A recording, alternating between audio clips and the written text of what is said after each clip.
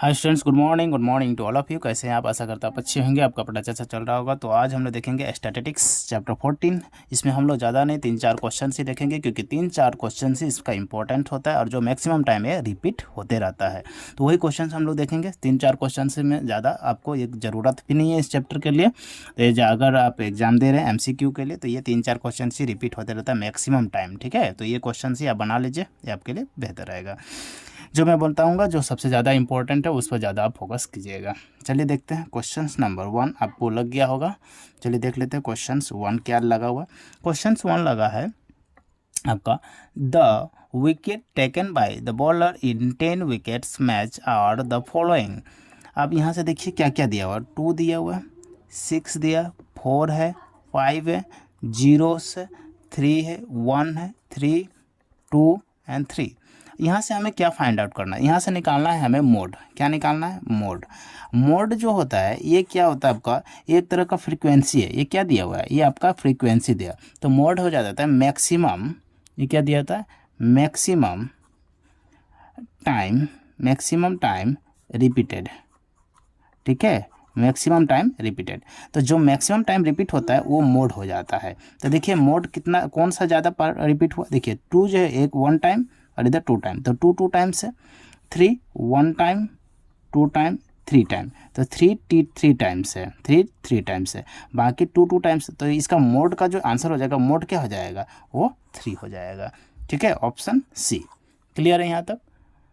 तो ये question number 1 है। ये क्वेश्चन भी आ जाता है कभी कभी, हालांकि ये मैक्सिमम नहीं रहता, लेकिन ये आपको जानना चाहिए कि मोड आ गया तो क्या करना है। अगर इसी क्वेश्चन में आपको मान लीजिए मीन आ जाता है, बोलता फाइंड द मीन, सेम रहता है, सेम डाटा रहता है, अगर बोलता मीन निकालो, तो आपको क्या करना, सबसे पहला फर्स्ट ऑफ ऑल आपको करना क्या है कि मीन निकाल। ये तो मोड था, आपको अगर मीन निकालने दे दे तो मीन कैसे निकालने का? Mean equal to average. Mean equal to average, mean और एवरेज का मीनिंग सेम होता है।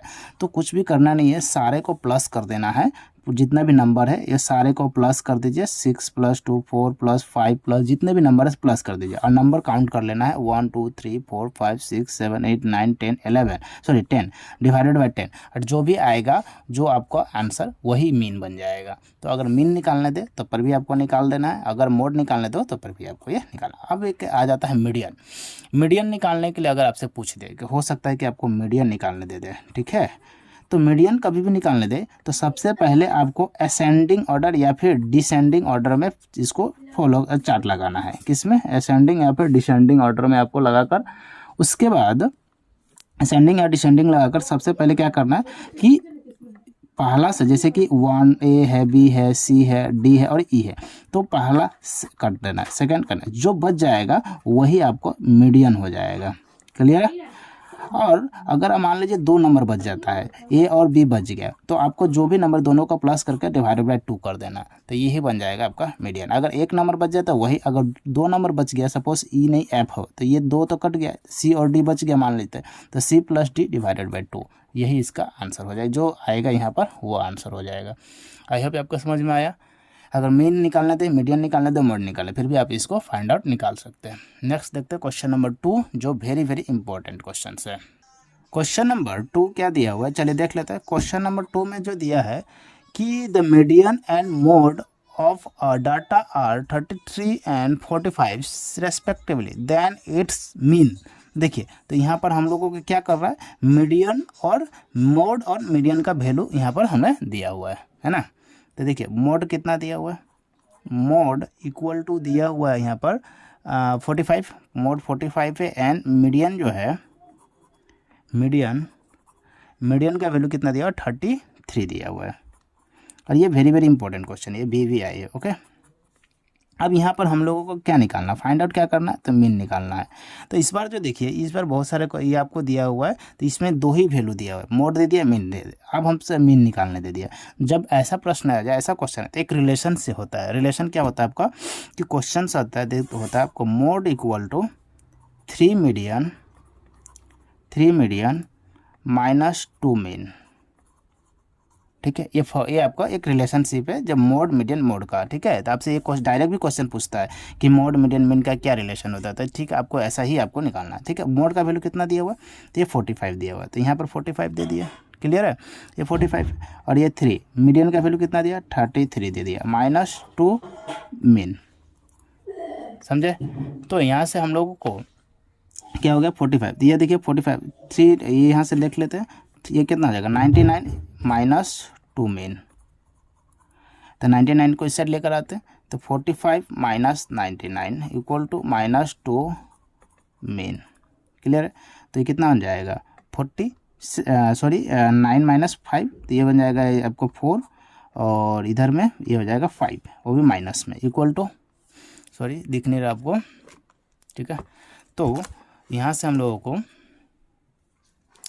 क्या बन जा रहा है, तो यहाँ से देख लेते हैं -2 मीन, तो माइनस माइनस कैंसिल, 2 से कितना टाइम जाएगा 27 टाइम, मतलब मीन का जो वैल्यू है वो कितना आ गया 27, क्योंकि हाफ 54 का हाफ करेंगे तो कितना आ जाएगा 27, और यही आपका क्या हो जाएगा आंसर। आई होप आपको समझ में आ गया होगा, और इसका आंसर कितना ऑप्शन सी हो जाएगा इसका करेक्ट। नेक्स्ट देखते हैं, और ये लास्ट क्वेश्चन है आपके लिए, और इस तरह से ही आपको मैं ज़्यादा क्वेश्चन नहीं रखा, ये वेरी वेरी इंपॉर्टेंट क्वेश्चन है, आपका एग्जाम में आने का चांसेस ज़्यादातर यही वाला क्वेश्चन है, जो कि बहुत बार एक क्वेश्चन पूछा गया है मैक्सिमम टाइम, हर एक डिस्ट्रिक्ट में हर एक जितने भी एग्जाम आया है उस हर एग्जाम में, स्टेट बोर्ड लेवल का जितने भी बोर्ड है या फिर NCERT का जितना भी क्वेश्चन है, इसमें मैंने ये क्वेश्चन को हमेशा देखा हूँ, ठीक है। तो ये उस हिसाब से ये क्वेश्चन क्या हो गया आपका इंपॉर्टेंस हो रहा है। नेक्स्ट देखते हैं क्वेश्चन नंबर 3। क्वेश्चन नंबर 4 में देखिए, क्वेश्चन नंबर 4 क्या दिया, 3 क्या दिया हुआ है। क्वेश्चन नंबर 3 में आपका one of the method of determine mode is, तो देखिए आपको ये सीधा मोड का वैल्यू पूछ दिया, लेकिन आपसे देखिए मोड देकर आपसे क्या पूछ रहा है, मोड देकर आपसे वैल्यू तो पूछ लिया, लेकिन अभी भी मैंने थोड़ा देर पहले बताया मोड इक्वल टू क्या होता है 3 मीडियन -2 मीन, ये वाला फॉर्मूला होता है, mode equal to 3 median -2 mean. तो कौन सा ऑप्शन दिख रहा है, ऑप्शन सी ये हो जाए। बट आप इसका कुछ अलग तरीका से भी आपको दे सकता है, हो सकता है ये मोड को इधर कर दे 3, तो जब मोड इस साइड लेकर आएगा तो ये मीडियन को इस साइड लेकर आएगा, या फिर ऐसा भी लिख सकता है ये मीन को इस साइड लेकर आ जाए, ऐसे भी दे सकता है 2 मीन इक्वल टू मोड को इस साइड लेकर आ जाएगा 3 मीडियन माइनस मोड, ऐसे भी आपसे दे सकता है, क्योंकि ये इधर उधर कर देगा, तो ये भी क्या है सही है। अगर ऐसा नहीं दे तो ये वाला पार्ट को इधर कर देगा और ये 3 मीडियन को इस साइड लेकर आ सकता है, तो ऐसे भी आपको किसी भी तरह दे दे, आपको ये याद होना चाहिए। अगर ये याद है तो आप कैसे भी क्वेश्चंस रहे आप बना दोगे, ठीक है। तो ज़्यादा बड़ा वीडियो ना करते, ये आपका ये भी वाला इंपॉर्टेंट हो जाता है, स्टार मार्क कर दिया मैंने, तो ये भी आप देख सकते हैं। इसके 3 ही क्वेश्चंस में रखा हूँ स्टैटिस्टिक्स का, यानी चैप्टर 14 का, ठीक है। फिर नेक्स्ट देखेंगे चैप्टर 15 प्रोबेबिलिटी का, उसके बाद हम लोग का जो मैथ्स का जो MCQ है वो कंप्लीट हो जाएगा, ठीक है। All the best for your exam, thank you.